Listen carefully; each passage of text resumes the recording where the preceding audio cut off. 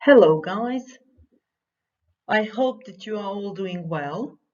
And before we start with our lesson today, I'm sure that we are all looking forward to Easter holidays, at least these few days. Let's go back to our screen. We will begin the lesson with several photos. If you look at them closely, my question would be, what do all they have in common? So they are somehow connected, and I'd like you to think about them and make some guesses.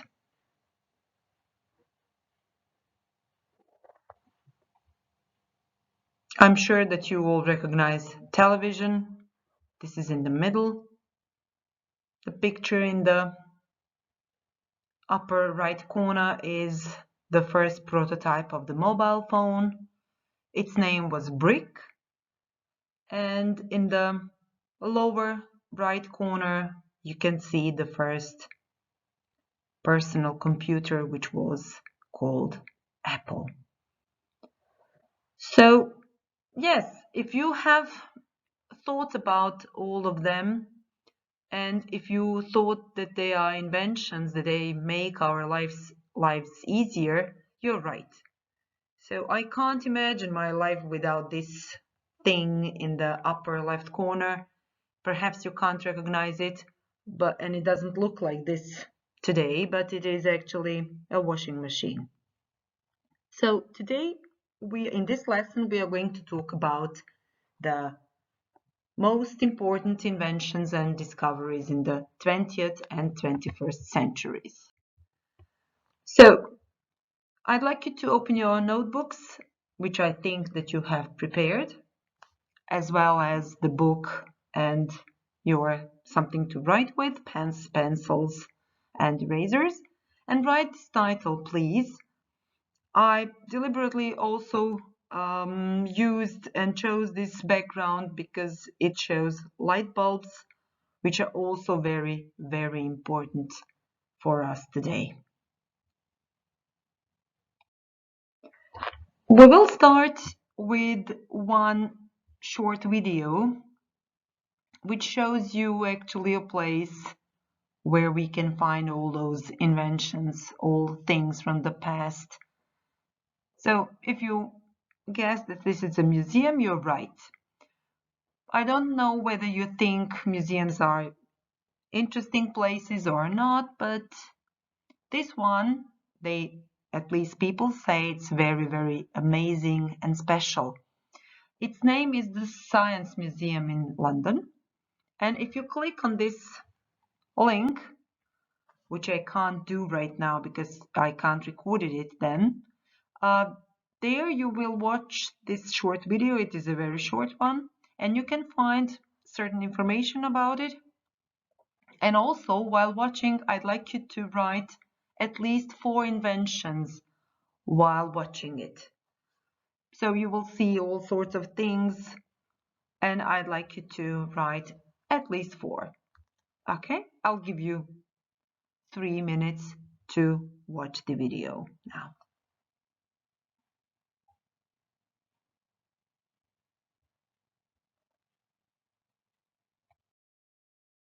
So I hope that you all recognized cars, airplanes, old carriages, things that we nowadays use it every day. So we will start with our book, and this is actually a vocabulary part. Before we read the text about the Science Museum in London and you find out why is it a special place, I'd like you to pay attention and to focus yourselves on the vocabulary part, on those words which may be, maybe not, difficult to pronounce or difficult to understand and to explain. But look at them and try to match them with their definitions in English on the right side. And also, I'd like you to think about the translations in Croatian.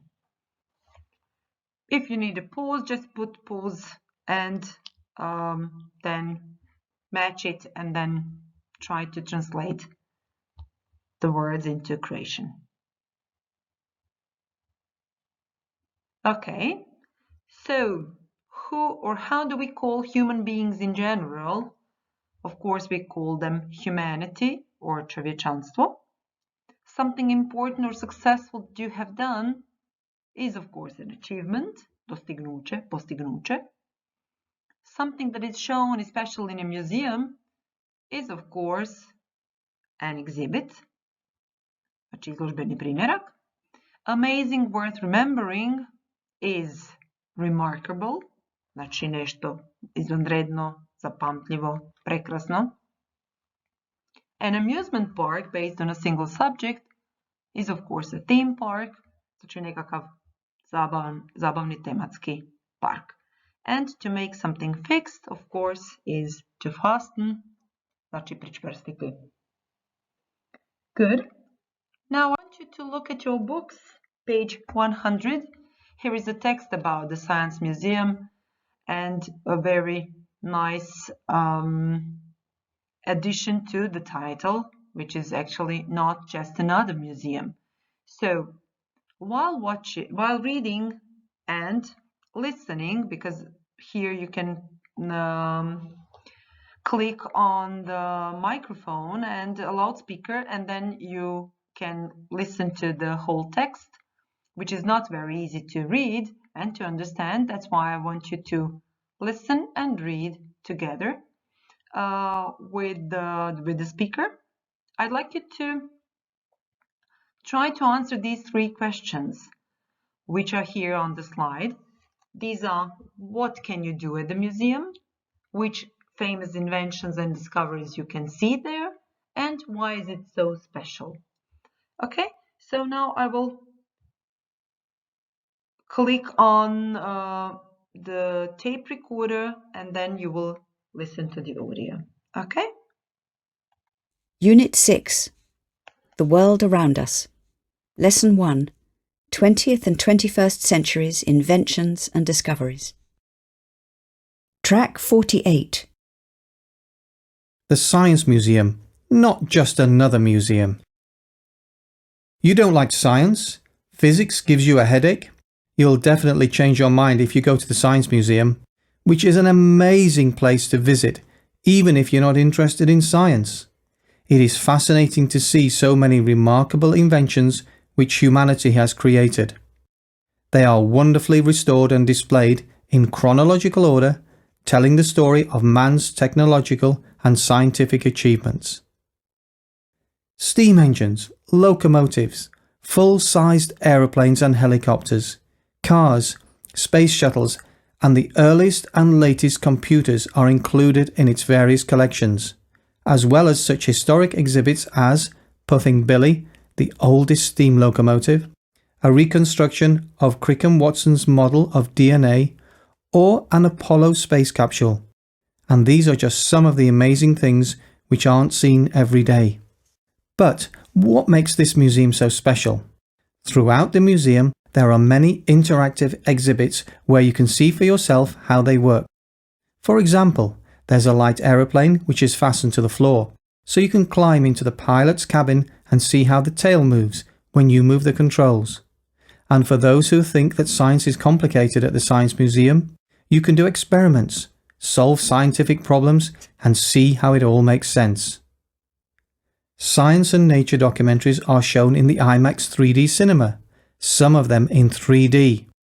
No wonder this fantastic place is often compared to a theme park about science, which is why it is visited by hundreds of tourists every day, and is especially enjoyed by young people.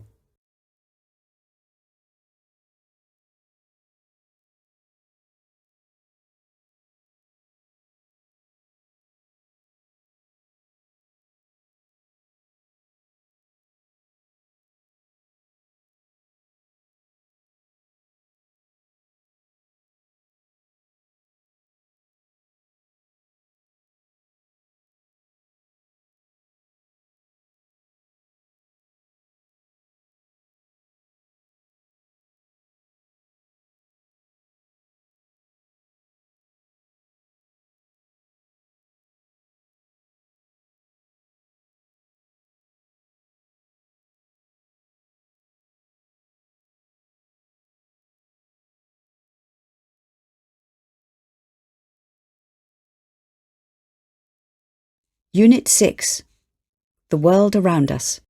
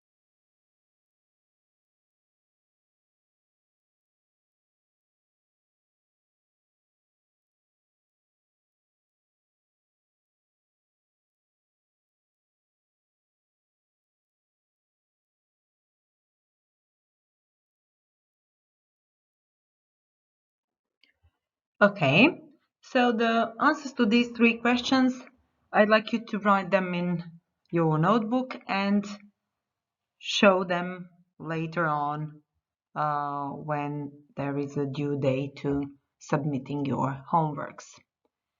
Okay, now let's go back to the text again and let's look at the sentences that are here on the screen.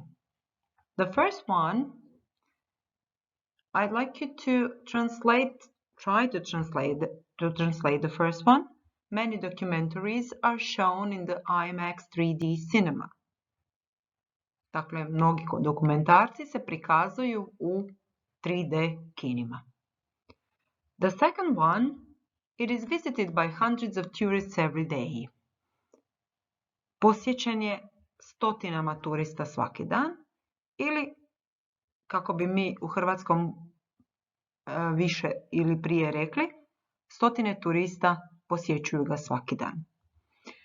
Znači, danas ćemo nešto govoriti više o jednom obliku. So we will talk about one form which is not very usual in Croatian, atipičnom za hrvatski jezik, and it is actually called passive voice. Now, if we look at the sentences which we translated, do we know who did the action in the first one? Of course not. We just say that there are many documentaries that are shown. Who sees those documentaries? We don't know. So we don't know the doer or the subject of the action. In the second one, it is visited by hundreds of tourists every day. As we translated it, we see that we have the subject. Hundreds of tourists are those who actually do this activity. They visit the museum every day. Here, we have hundreds of tourists, and here in the second sentence, we have the subject or doer of the action. How is it presented? It is presented by the preposition by in front of it. So, passive voice, unlike active voice, which we have been learning these past few years, is actually a voice or the form which we use when the object is in the focus. So, we are focusing ourselves on the object of the action, not on the subject. The subject is either unimportant or unknown. That's why it's not mentioned. So when we are not, when we don't want to say, or we are not, we don't know actually who the subject or who the doer is, then we don't mention the doer, then we don't mention the subject, and then we use the passive voice. The English language often uses passive voice because of several reasons, and in Croatian we can say a sentence without a subject. And it is okay, sentence. We don't have to make it into passive. In English language, it is not the case. So as you know, there is a fixed word order in which you have to have the subject if you have the active sentence. Okay, now let's go back to passive voice. So this is a very important grammar part, and I want you to pay attention closely. And if you have any questions whatsoever, I'd like you to put them and write them in the chat section on our Teams classroom. So we form the passive from the active sentence in 3 easy steps. First step is to find the object in the active sentence. So make it into subject. Later I'll show you on the examples and the real, not just theory. The second step, so once we found the object, we put them on the subject place, and we define the tense of the verb in the active sentence. So again, we go back to the active sentence. We look at the tense, which tense is it used in the active sentence, and in the same tense, we write the verb be. So we add something, which is verb be, in the same tense in which the active sentence is. And the third step is the final step, and it's a very easy one. You put the verb in the active sentence or from the active sentence into past participle form and make it in a passive and write it in a passive sentence. When we talk about past participle form, we know already that there are regular, irregular verb forms. Regular forms, we form past participle by adding ed or d, and for irregular verbs, we have to know the third column from our list of irregular verbs. Okay, now let's go back to the practice. Here is an active sentence. People use phones every day. Now, as I said, first step is to find the object. As you see here in the light highlighted part, phones are actually object. We put the object, we find the object, we put the object now on the subject place. So let's say we write phones. Next step, second step, go back to use or go back to active sentence and look at use. Use is here the verb. It is used here in present simple. So in present simple, we put the verb to be, which is am, are, or is, if we talk about present simple. If we have here phones, which form should we put here with phones? Am, are, or is? Are, of course, right? So we have phones are. These two steps, first two steps. And the last one, again, look at use, and it is regular verb, so we just add the ending d to our verb. And as a result, we get the passive sentence. Look here, phones are used every day. So from this active sentence, people use phones every day, we make it into passive, phones are used every day. So we are not interested in these people, right word. We actually don't know who they are. We are more interested in phones, in the object of the sentence, of the active sentence. That's why we make it into passive and we use passive because we are more focused on that object. So what about when the subject is known but it's not important in our case, if we don't want to, let's say, stress subject in some case? In that case, let's look at here at this sentence. My mom prepares the meal every day. This is an active sentence, of course. Now, the first step would be to find the object. Prepares the meal. What does she prepare? So the meal. The meal is the object. We put it on the subject part or place. Then prepares. It's in the present simple. We use present simple of be, which is the meal is. And the third sentence or the third step is prepare. Prepare is a regular verb also, so we say prepared, right? And mom, we want to say, let's say, it's not that important that my mom prepares the meal, but it is known, the subject or the doer of the action is known. That's why we actually write this by plus my mom.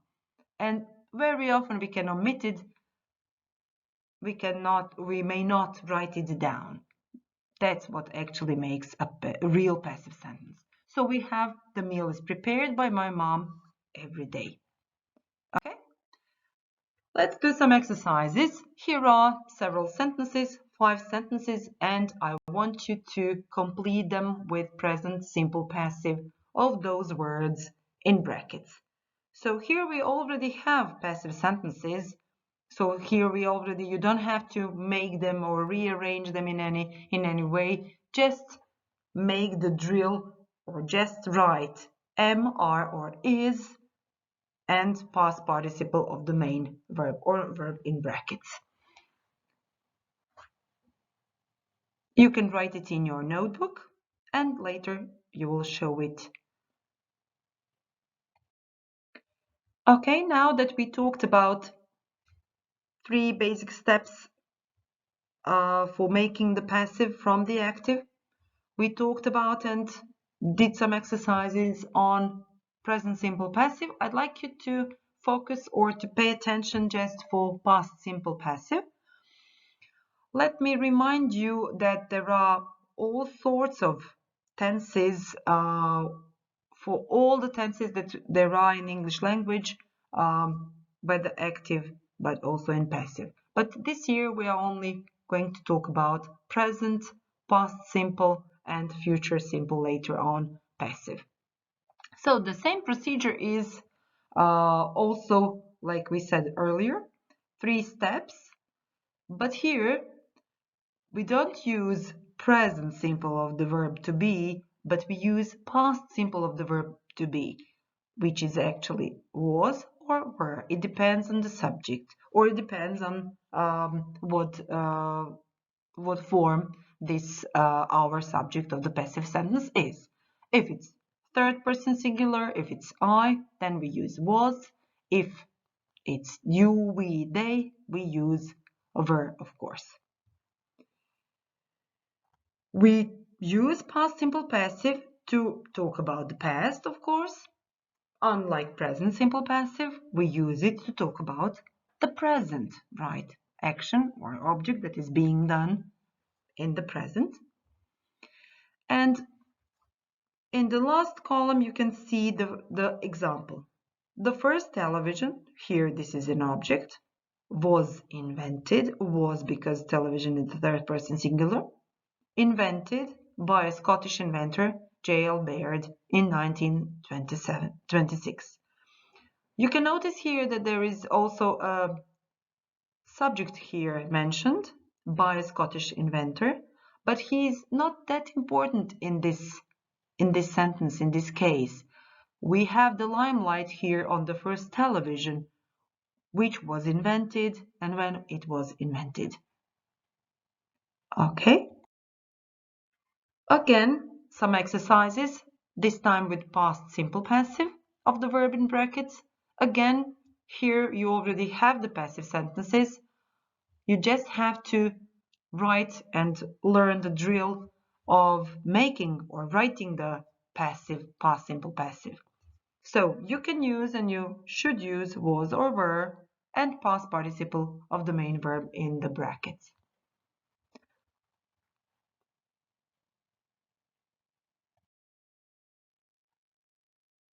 And finally, here is the homework for you, which is actually one online quiz. We have done them a lot these days, these past few weeks, but this one is not, it doesn't have the time limit, it doesn't have the leaderboard, it doesn't have the score.